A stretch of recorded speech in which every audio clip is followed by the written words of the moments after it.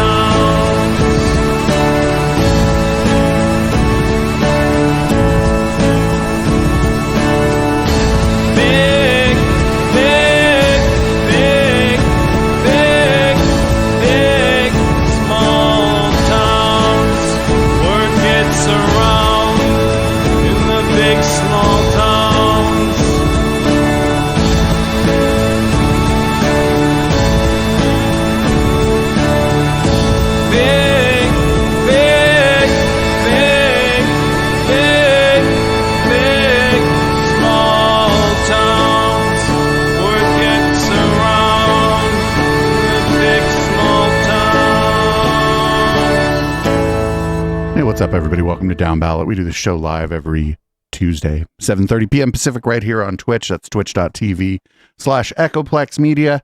Support this project at patreon.com/Echoplex, or just go to our website, echoplexmedia.com, and click the support tab. Tons of other ways to support the project. I am producer Dave, and you can find me on Grindr if you live within a certain distance of me. And this is the Councilman. You can find me at THE_Councilman on Twitter if you don't live within a certain distance of me. And if you do live within a certain distance of me, I'm so very sorry about that smell. I'll explain what it is later. Anyway, welcome to Downballot. We're really excited to be here tonight. It's a very exciting night in San Jose. We're about to have a new council member within the next few hours, frankly. They're going to be appointing someone to fill the District 8 seat. So we'll get to that later, but really excited about the docket tonight and getting started and seeing you, Producer Dave, as always. Great. Well, let's get right to it. We got leading off Residents react to a police raid in East San Jose. I'm sure this will be, normal reactions, no racism. None. Zero racisms. Tonight of a police sting in East San Jose. Neighbors say the situation was getting out of hand with suspicious activity happening during all hours of the night. Tonight, the SWAT team arrived. Here's NBC Bay Area Stephanie Magallon. San Jose police have not confirmed what exactly happened, but they do tell us it involved their special operations team and there was no threat to public safety. Now, viewers tell us they believe this was an underground casino bust. A frantic night some neighbors say they knew was coming. Oh, shit, that looks like the studio. All them lights and shit. Oh, no, my neighbor's going to think we're running a they're fucking coming for you, bro. And that light was They're going to think we're running a casino out of here. 24/7, the living room light. I'm like, something's going on over there. An East San Jose family, too scared to show their faces on camera, say they weren't surprised when they saw this happening on their street. A police operation with masked agents, evidence bags, and officers going in and out of a garage with disco-looking lights. It looked like gambling machines. They had quite a few people arrested on the curb, too. Neighbors say the suspicious activity began 4 months ago when the new owners moved in. Seemed like a normal family moving in. Police have not revealed the reason for the raid, nor have they confirmed if any arrests were made.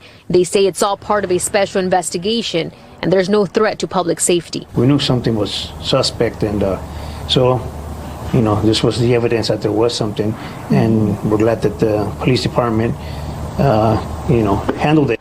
In San Jose, Stephanie Magallon, NBC Bay Area News.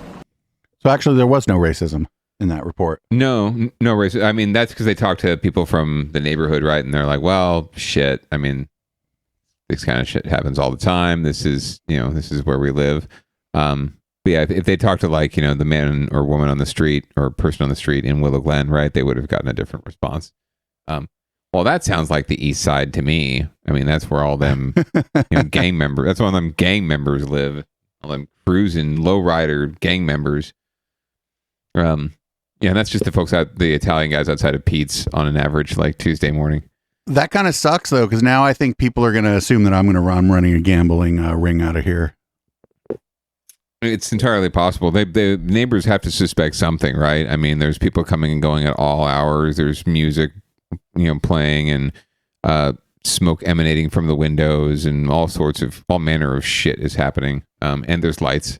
Luckily enough, they can't actually see the people coming in and out via Video Ninja at all hours. So, true. But there's a red light, in the in the garage, at all hours. So when something finally does happen, right, and I'm just waiting for the moment when I just see cops swarm the video on your end.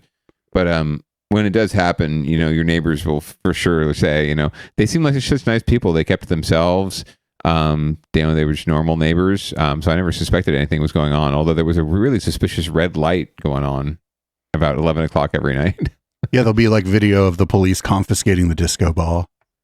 Yeah. Anyway, but yeah, so just another, ho-hum story, unfortunately. I want to see more raids on the west side. I want to see some people in Willow Glen in the Rose Garden get their heads cracked and open on the sidewalk by the police. Not like that's going to happen, but boy can dream. Very unlikely. Very unlikely. Anyway, shall we go on to winners and Elon Musk? Yeah, Elon was... I talked a little bit about it on our tech show that actually comes out tomorrow. That'll be yesterday when this podcast comes out anyway, whatever. We talked about it on How the Tech Are You? And my take on this is that Elon doesn't understand that you can't just post through it, actually, when you're when you're on the stand in a court of law. You can't just keep posting tweets to get out of the tweets that you posted? Yeah, you can't just post through it. It's Yeah, I don't know if you know what that's like a meme on Twitter. It's basically if somebody does something real dumb, they just, instead of going oops and then saying they're sorry, they just keep tweeting whatever dumb shit they were tweeting, and that's called posting through it. Interesting. So they not really own it, they just sort of roll with it. They not only own it, they repurchase it. They own it several times. But we just got 3 clips. The titles of the clips are all fairly similar, but I do think we have at least 2 different media organizations doing reporting on this. I'm curious to see what the local news has to say about this. Exciting. For all of the complexities of a securities fraud case, this is also about a series of tweets and what Elon Musk was thinking when he sent them. Now, first, a little bit about what Elon Musk was thinking today, because he told the court, it was not that far into his testimony, he looked uncomfortable for a few moments, and then he told the room he was suffering from back pain, and he apologized, saying, quote, "I did not sleep well last night. I am not at my best." As for the 4 hours of questioning, most of it came from shareholder attorney Nicholas Porritt, who suggested the plan to take Tesla public wasn't enough of a plan to justify the tweets. He pointed to an unconventional proposal, questions from other members of Tesla leadership, and a lack of signed documents from the supposed investor, the Saudi Public Investment Fund. Now, Musk, as on Friday, he pushed back, and then he got to take some questions from his defense attorneys. He says the Saudis are not ones to put everything in writing. His SpaceX stock was also potential funding, and unconventional business deals are the way he works. In as many words, he told the jury that he thought he had the funding secured when he told the world that he did, even though he ultimately did not. Remember, the plaintiffs need to convince the jury that the tweets were deceptive and cost the investors their money. Lastly, 420 came up again today. Musk was asked if that number was a joke, and he insisted it was an accurate approximation of a potential price. He then acknowledged that the number has a certain karma about it, and one could question whether that karma is good or bad. He will be back on the witness stand tomorrow morning. This reporter can barely hold it together without laughing at that last part. This is great. I wish this was like recorded like the Alex Jones trial, because it's probably amazing to watch. Yeah, I'm not really feeling the court reenactment sketches, just because it just doesn't even look like Elon Musk. The sketches are they're kind of funny though. Yeah, they are really funny, but they don't look like anything like that person. Like, that does not look like Elon Musk right there. I would not peg that. I mean, I wouldn't peg it as really anyone, just random white dude.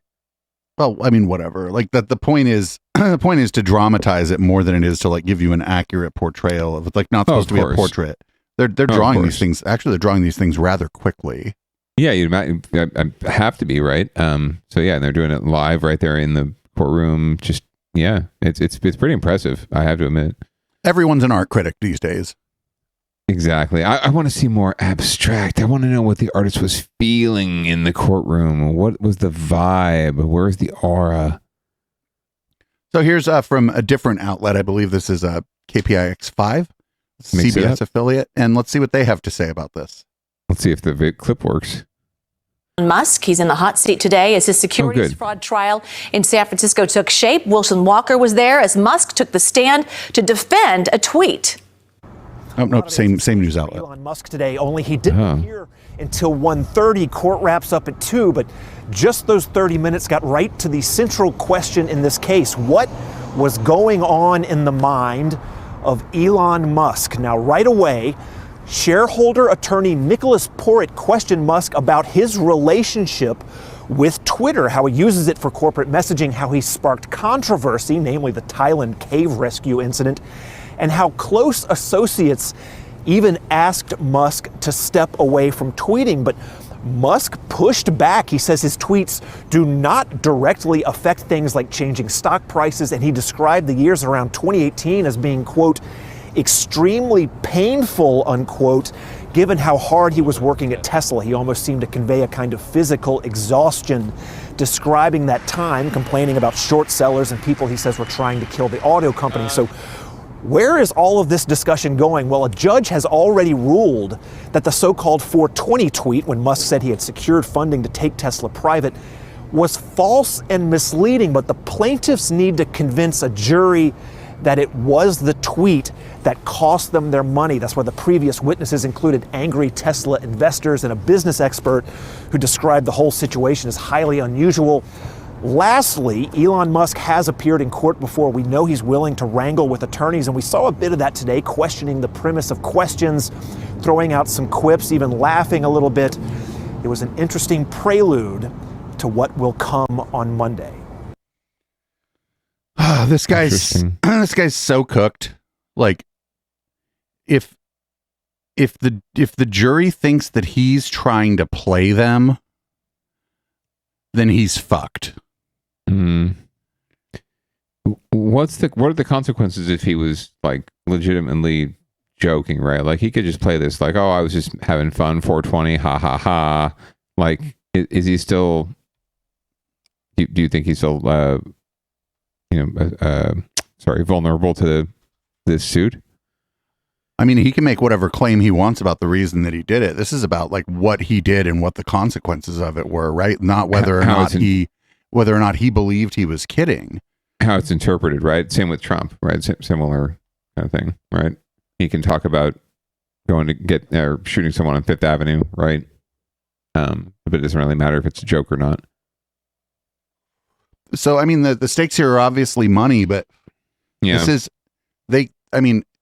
not likely, but it could also be ruled that he can no longer be on the board of any company. I mean, I don't think that's likely, because we don't really punish anyone who has his kind of money, power, and influence in this country.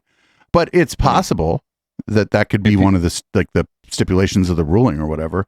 Yeah, if he's found guilty, right? Or if he decides to take a settlement of some sort, that could be part of the settlement. Well, I mean, I'm sure he was offered settlements already that he rejected, right? Because in all these kinds of cases, people are offered settlements. Oh, for 100%, and he's been offered something by now, I'm sure. It goes back and forth. It all depends on how the courtroom trial progresses, right? And up until the point where a jury makes issues a verdict, there's opportunity to cut a deal. So we'll see. We'll see how it goes, and if he's looking like he's going to eat a dick, then his lawyers will advise him to not eat a dick. But we'll see. So it looks like we got one more. Although eating a dick may be very pleasurable to some folks. So it looks like we got one more here. This is again from KPIX5, and we get to look at more of these drawings. Very nice. Witness stand in the lawsuit accusing him of costing investors millions. Good evening, I'm Elizabeth Cook. And I'm Ryan Yamamoto. The Tesla and Twitter CEO appeared in a San Francisco courtroom today for part one of his testimony. Musk is accused of securities fraud over a 2018 tweet that falsely claimed he had secured funding to take Tesla private. He defended his actions today, testifying that just because he says something, it doesn't mean people will believe him or act on it. Yeah, some complicated legal... But the Fox News defense... It's like, actually, nobody takes this seriously. What are you talking about? Yep. The Alex Jones tried that shit too. Oh, for sure. At play during this trial. Here to help us break it all down is Bay Area criminal defense attorney Tony Brass. Thank you so much for joining us. Tony Brass. Just a little insight into Bay Area defense attorney Musk is officially accused of violating here. Well, what the federal law wants to do, the intent is to protect investors from being manipulated. Look at this guy. Investors, when they look at the money they put into a company, the stock they've bought, they are constantly analyzing the value of that stock by what is happening with the company. Is the company going to invent a new car? Are they going to invent new technology? How are they moving forward? What is my stock? What is going to happen with my stock in the future? So what he's accused of doing is manipulating the market by giving the impression to investors that he's going to take Tesla. I know Tesla has gone sort of back and forth. So he gave the impression in 2018 that he was going to take Tesla private, and that impacts the value of the stock that people were holding at the time.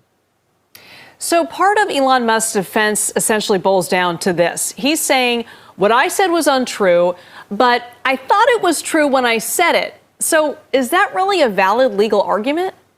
Yeah, I think his defense actually breaks down into two parts. There's I thought it was true when I said it. I have the funding. I have the information that tells me I can afford to do this and I intend to do it. And then I guess he's going to say, well, that information was incorrect. I was under a misapprehension at the time. That is a valid legal defense. But it also seems like what he's saying is that when I communicate via Twitter with a character limit, you can't take that information seriously and base your investment strategy on that. And almost with the joke about 420, he's trying to say like, well, what I say on Twitter might be utter nonsense.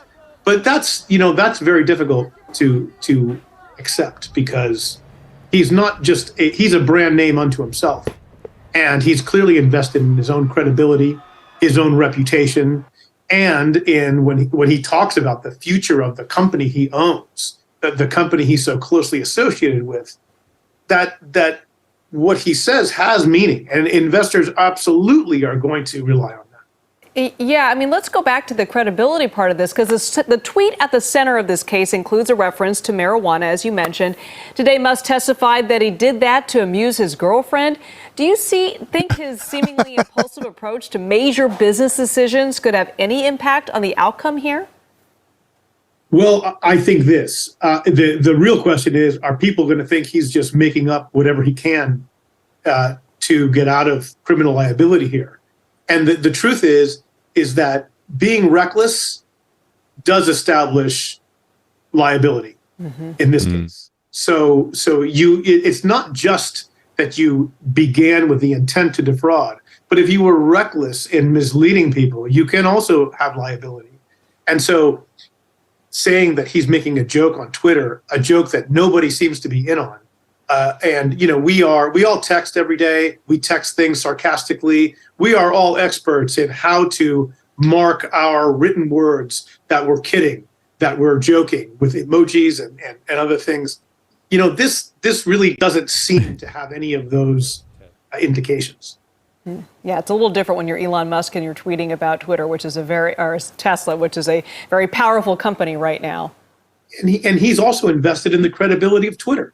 Right. So it's a hard sell, at least from my point of view, without being involved in the case directly. It is a very hard sell that he just jokes like this when it comes to money. Like so many people say, I never joke about money. I don't think he's someone who does either. All right, Tony Brass, thank you so much for joining us. Well, stay long.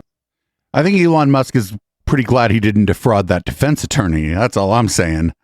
Right. I think it's amusing that this all could have been avoided with an emoji, with an emote, like a little smiley face, little I don't know, jovial, laughing, crying face, right, on that tweet, and all would have been forgiven. No punishable offense. He was joking, but no. Then again, as I'm watching this, I'm thinking, I mean, how many followers does the guy have? Like millions? Yeah. Right. At that point, like I struggle with, if I put a typo in an email that I sent, in like a newsletter that I send to 200 people, right? I freak the fuck out, right? I'm like, oh, God damn it. There's a typo. Those 200 people are going to be so fucking, offended. Or these people will think I'm stupid, or that I can't write. They'll think I'm dumb, or I can't write, right? I can't do my job, or the worse yet, if it's for like a client, right? And my client looks bad. But no, this guy's got millions of followers, right? If I had millions of followers, I would pretty well understand the power of every single word that I put out there, right? Every single thing you say. Even Trump understands that to some extent, right? Because it's not, I think he's unhinged, to be sure, but he's also, he knows what elicits a response. He knows how to use the mediums that he uses. So if you've got millions of followers, you have to know how people are going to react. And I'll give you that Elon Musk is definitely on the spectrum somewhere. But at the same time, like you got to be more careful with how you put yourself out there. You're just going to get yourself in trouble eventually. And unfortunately, whoever his handlers are, if he has any, have just let him down completely. That's what I'm saying. There was a previous judgment. I don't know if it was after this or before this, where his tweets about the company had to be like run past the board or something. I forget what the exact terms were, and I forget what the date was. I think it was before this, though. And it just seems like he's ignoring that. The thing is, like, what he what I would do in his situation is the Tesla account would be the only thing tweeting about Tesla. I would have a media team doing that. And then I would tweet about things that aren't Tesla or anything involving my business. Yeah. Like here I am skydiving. Here's me eating a hot dog at Pink's, right? Like, just get out of your own space. But this guy, I think this guy's just like an egomaniac, and I think he can't get out of he can't get out of his own way. Absolutely. And I think he just like believes that he is like a different, like that the rules should be different for him because he's Elon Musk. And I think he's going to start I think this is going to be the year that he finds out that that's not the case. Oh my goodness. Well, we'll see how this pans out for him. Unfortunately, the thing about ego and hubris is that you can go too far and you can fly too close to the sun, and all the idioms and all the metaphors. I'm also getting word from the good wife via the whole text feature on my phone and computer that there's some shit going down at the District 8 appointment meeting. Apparently, we'll get to that in a little bit. But yeah, we'll get to that. We'll get to that during the post game. Make sure there's some drama. Make sure you subscribe to our Patreon, patreon.com/Echoplex, if you're listening to this and you want to get to our take on that. Hopefully, maybe the good wife is being even better wife and giving you some timestamps. Anyway, we're going to move on to get your shit together, and this time it's the Altamont Commuter Express. We did a post last week, or we did a story last week about how a mudslide stopped one of the trains. It looks like that happened again. Yep. I'm not sure this is a get your shit together ace though, because I mean I don't know, like what are they supposed to do? Anyway, let's see what's happening with the slide that stopped the train this week. Altamont Corridor Express trains all have been canceled today. ACE officials stopped train routes this morning after that mudslide blocked the tracks in Niles Canyon. The recent storm saturated the hills above the tracks, loosening soil and rocks. One passenger told us when the train came to a sudden stop, it was just a scary moment for everyone on board. We just heard this loud sound and, like a jolt. It was really very... Shade. I just started taking train about a year ago, so I've never seen that before. I thought the tree was gonna hit the window and break it, so I had to go on the floor just to make sure. It was scary. Bikes flying all over the place, and then I flew into the table and I hit the table.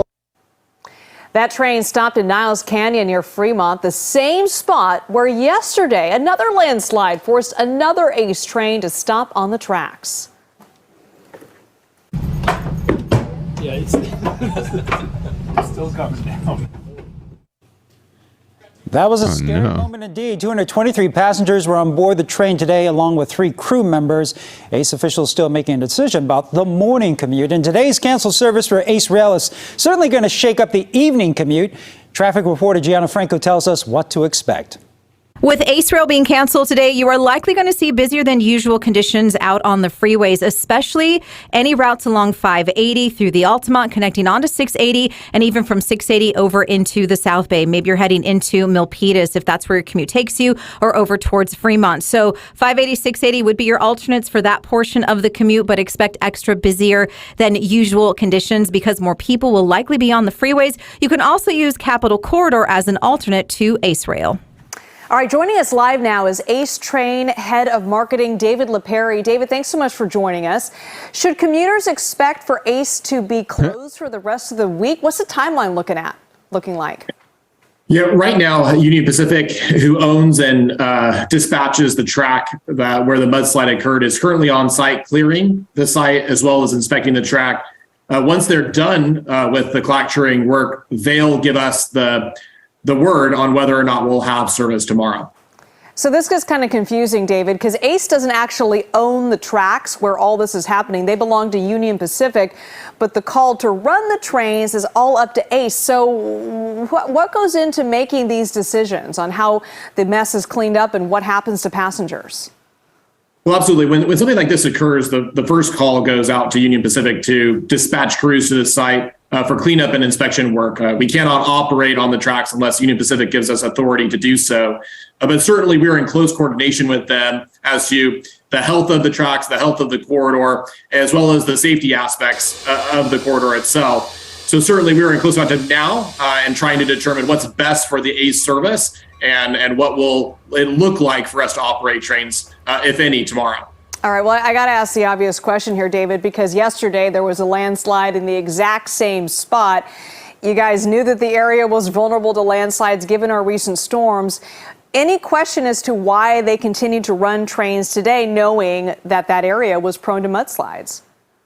Well, it's a great question. I mean, we ran 2 trains through that corridor yesterday afternoon without incident, as well as Union Pacific ran an additional piece of equipment through there in the evening time as a precaution to see whether there were any unstable portions, and all was clear. So we were given the go-ahead to operate this morning and didn't anticipate having another slide. Now, unfortunately, another slide did occur. And so I think the conversation that you're starting here is the conversation that we're having with Union Pacific now, which is, how do we ensure that we're going to have a successful operation going forward? Right, because the ground is still soft and it's going to be like that for the next couple of weeks just because we got so much rain. Are there any plans for mitigation to prevent future mudslides? Anything you can do in that area? Well, I really think the plans for stabilizing, in Niles Canyon and in the right of way is going to be up to Union Pacific. It's their tracks, their right of way. Certainly, we will be talking to them about that, but ultimately, that's their decision. All right, David. Thank you so much for joining us and for that valuable information there. Thank you. We'll stay with CBS News Bay Area for continuing coverage on ACE Rail. Or with Downballot. Thank you for giving us the company line. We appreciate that very much, David. Oh, how very nice. It makes me a little envious. He's probably getting big bucks for that. I don't make the big bucks. I do similar work. But, I have to respect game. Yeah, very, very interesting. You'd think that they would figure this shit out before they kept sending trains and equipment through there. Well, it sounds like they did. I mean, how are you going to predict a landslide? I know, right? It's hard. It's hard. But they're like, well, we got 2-3 trains through there, so we figured it was fine. Like, you need to do a little bit more research and due diligence. I'm sure could have helped as well. I mean, you are it's a struggle because you've got passengers, you've got the beast to feed. You got to get trains rolling. But at the same time, you got to make sure people are safe because the more this happens again, and that's like fool me once, okay. Fool me twice. What was it? Fool me once, shame on you. Fool me twice, shame on me. So anyway, we're going to move on to Downballot Watch. It looks like we have the Oakland Police Chief requests reinstatement. Do you have a little background on this story? Because I don't think we've talked too much about this on the show. Oh, I don't know. I forgot if we had gotten to the initial story last week. So, not really out of the clear blue sky, I suppose, but pretty abruptly this past week, the Oakland police chief was put on administrative leave, and it stems from some disciplinary actions that have not been taken against OPD officers who have been involved in shenanigans and malfeasance of some sorts.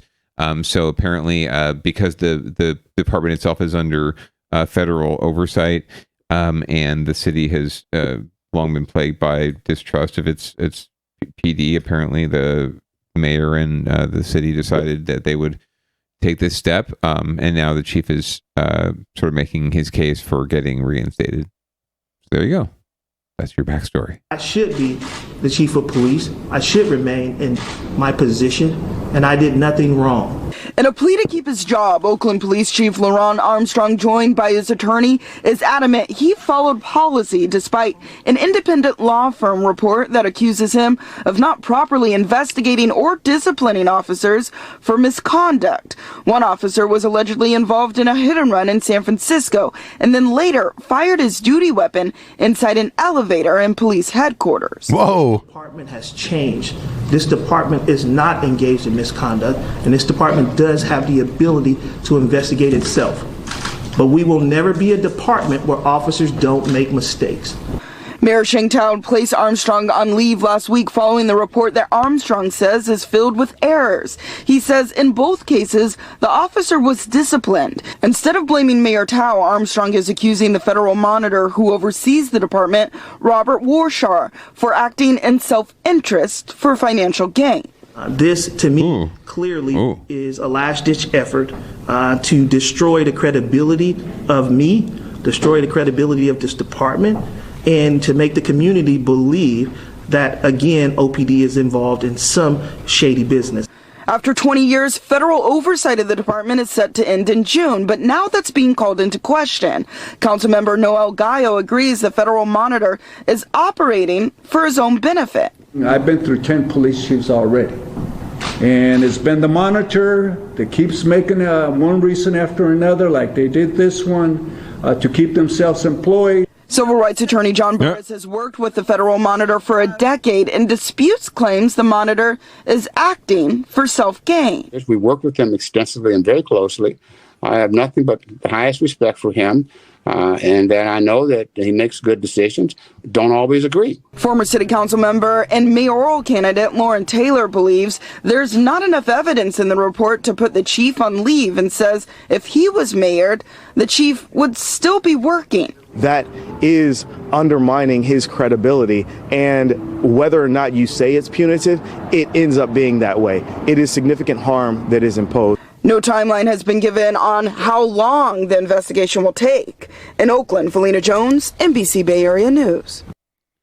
So if you didn't discipline this dude who was in a hit and run, and it was the same dude that then fired his gun in the elevator at the fucking police station, is that right? Mm-hmm. That sounds like what happened, apparently. I mean, discharge his weapon could mean a lot of things, right? It could mean accidental. It could mean he was just shooting it in the sky, like, inebriated, whatever. I don't know. But I imagine they would have specified that. So there might have been some anger behind the discharge of the weapon. Who knows? We shall find out more about this. It's definitely going to unravel. But on Down Ballot, how long have we been doing this show? Since what, 2018, 19? I think forget, 18, honestly. yeah. 18. So in those 5 years we've been doing the show, we're coming up on our 5th year anniversary. Holy shnikes. We've covered, I think, like Councilmember Gallo, I think we've covered like 3 different Oakland police chiefs in 5 years. So there was I'm forgetting the lady's name who was the chief for a little while, the nice old white lady, who got ousted by the police commission, right? And she won a lawsuit against the city for wrongful release or wrongful termination. So it's very possible that this dude also, if he ends up terminated permanently, has a very good case. He probably has a good case right now just for defamation and, harm to his career, even if he is reinstated. So I would not want to be the city right now. They're not looking very good on the police front in general. So for next story, we're going to stay in Oakland. It looks like they renovated 19th Street BART station in Oakland. It looks like there was a ceremony with what they're calling dignitaries. Was there an envoy from Greece? Like they were having a state dinner. I believe they were eating steak. Anyway, let's see what's going on here. That station was in desperate need of some work, so it's good that they did some work on it. There's some new lights. It's taken 7 years just to complete the upgrades to the 19th Street station here in Oakland.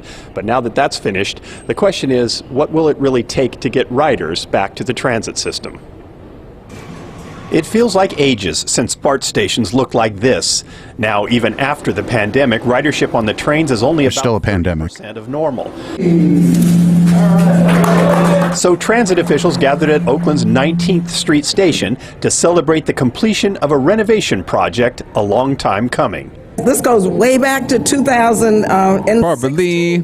I like her. And this is 2020. Oh, I love her.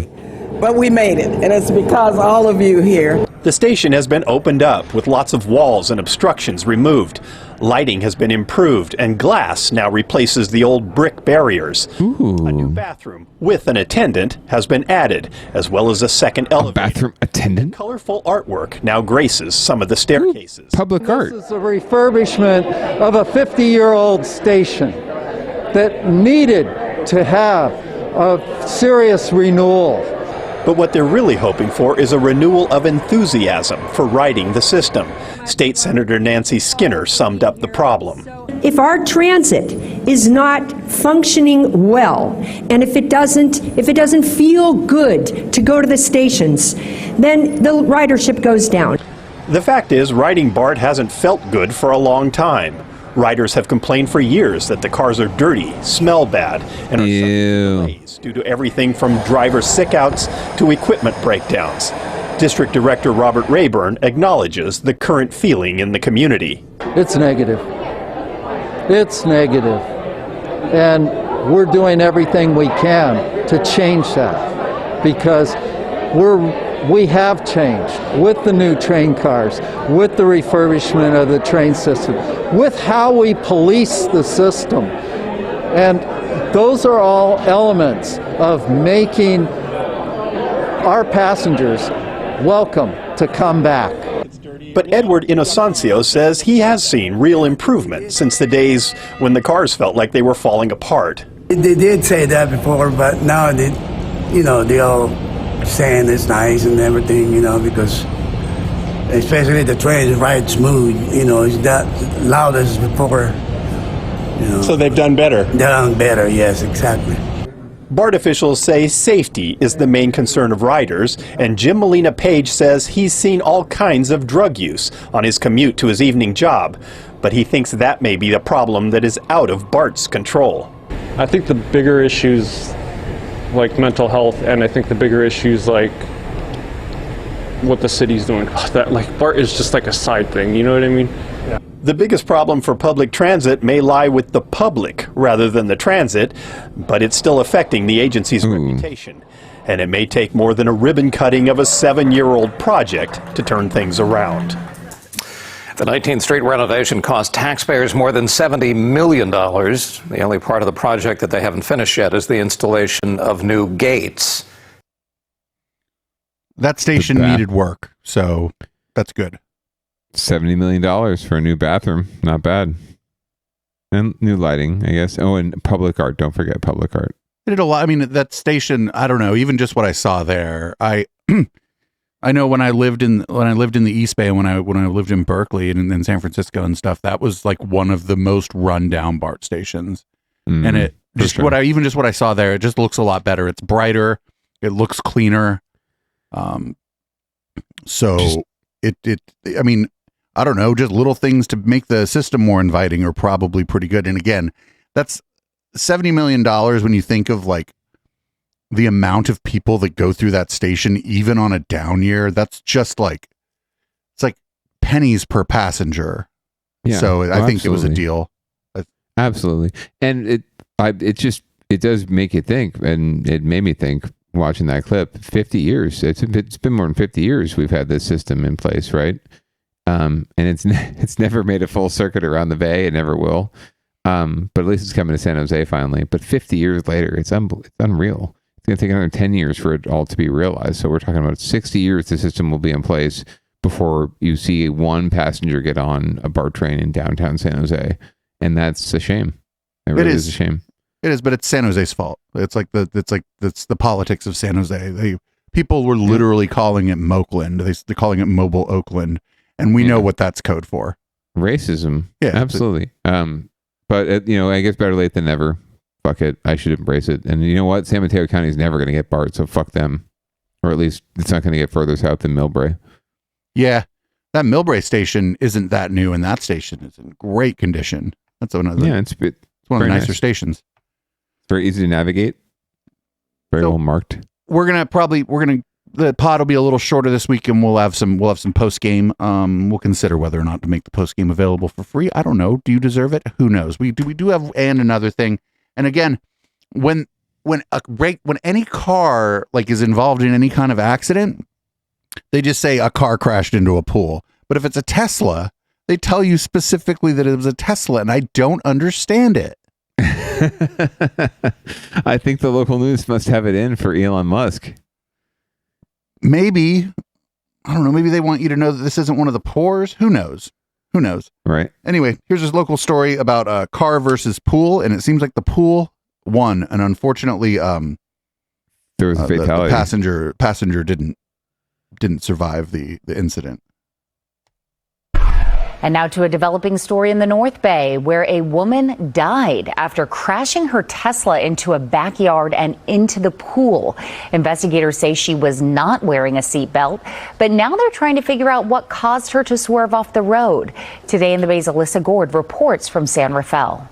Well, we don't know how fast that car was going, but CHP tells us the Tesla veered off of the road into that fence, creating that hole, and then careened across the backyard. What fence? What hole? I can't see shit. A staggering sight in San Rafael, a crane lifting a 2019 Tesla out of a backyard pool. Pool water rushing out of the vehicle. And I heard a loud, boom. Panel gaps are fucked up. And I jumped up out of bed. Barbara Kuffner lives here. Saturday morning, she says she heard what she thought was thunder and lightning and saw lights in her pool. But it wasn't thunder or lightning. It was a Tesla. The CHP says a woman in her 70s was behind the wheel when, for unknown reasons, she veered to the right, crossing Bayview Road, crashing through the fence, plowing through the backyard and into Barbara's pool. I just called 911. Barbara said a friend was there at the time and tried to help. And he was trying to brake the car to get the person out, but he couldn't. Paramedics arrived shortly after, but the woman died. No one else was hurt. CHP is waiting for a report from the coroner's office and data from the car. At this point, investigators don't think alcohol or drugs played a role in the crash, and they're not sure if the Tesla was in autopilot. At this time, it's still under investigation. We're not sure if any of that had played a role in this crash, but everything will be looked at. We'll be able to download the information from the vehicle. In the meantime, Barbara is left with debris and damage all around her pool. While she picks up the pieces, she's feeling grateful that she, her friend, and her friend's dog were not in the backyard when the crash happened. All three of us could have been out there at that time, and we might not be alive right now. You know, it's life's a timing thing. So that's, we're grateful for that. Alyssa Gord, Today in the Bay. So, yeah, we don't know what happened there. There's no way to know. No. And, I don't know. Was the car in driver assist mode? I don't know. Fucking who knows? I think I dropped it on there because you did point out that there was a trend here that Tesla's getting singled out, right?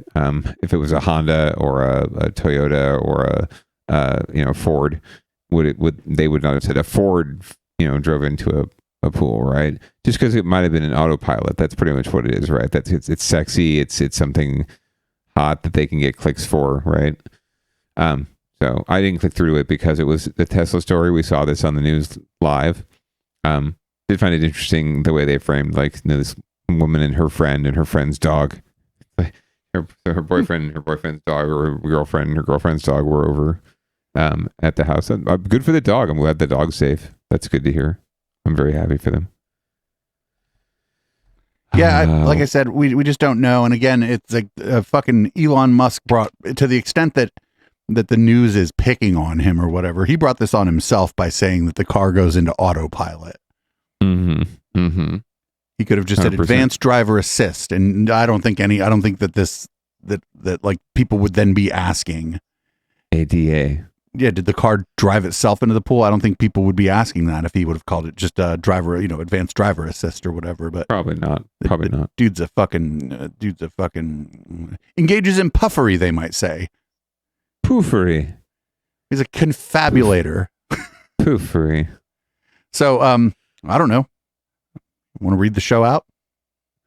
Yeah, well, stick around for the post game. We're going to jump into the San Jose City Council appointment process. It looks like there was some shite going down over at the council meeting live right here as we're laying it down here on Twitch and recording it for you, our podcast listener and viewer. And we really appreciate you showing up on a weekly basis to check out our little show here and to get a little bit of that local derp, because all derp is local.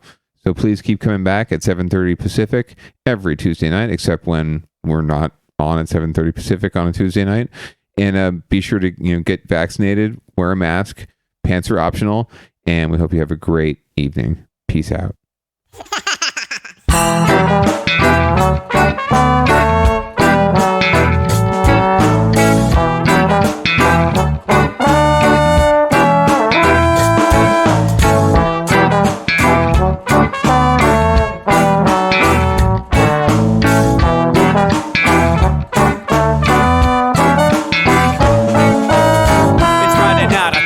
to get the party started. Pick up my phone just to check and see who's calling. Dress up real nice for the ladies at the bar, and I'm driving in my car just to get to where they are.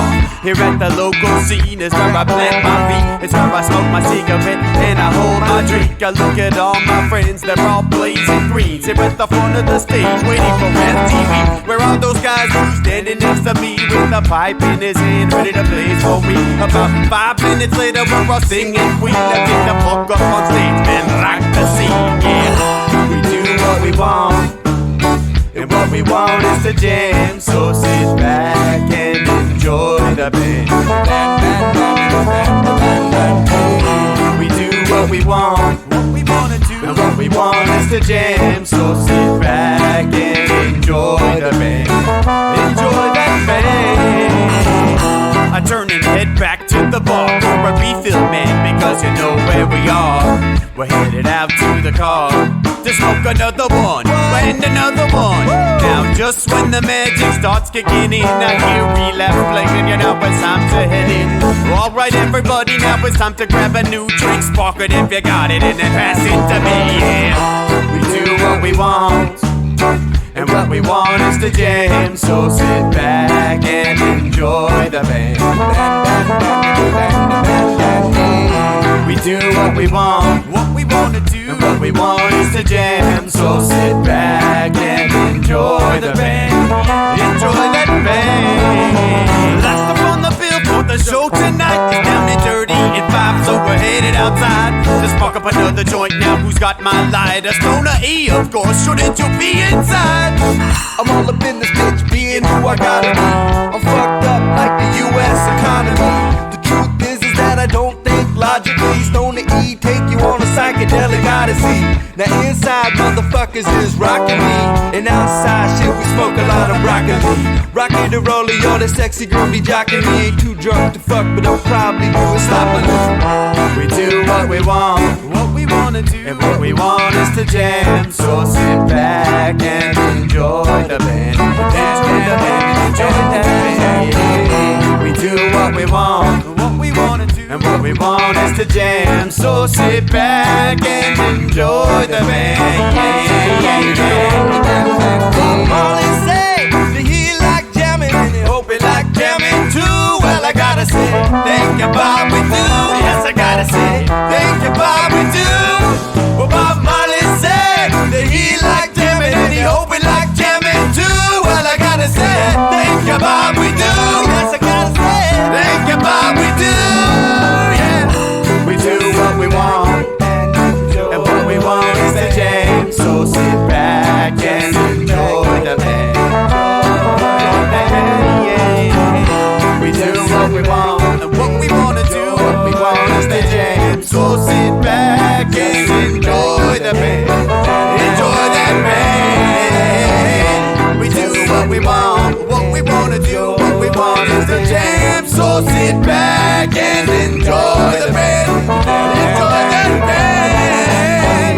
We do what we want, and what we want is to jam. So sit back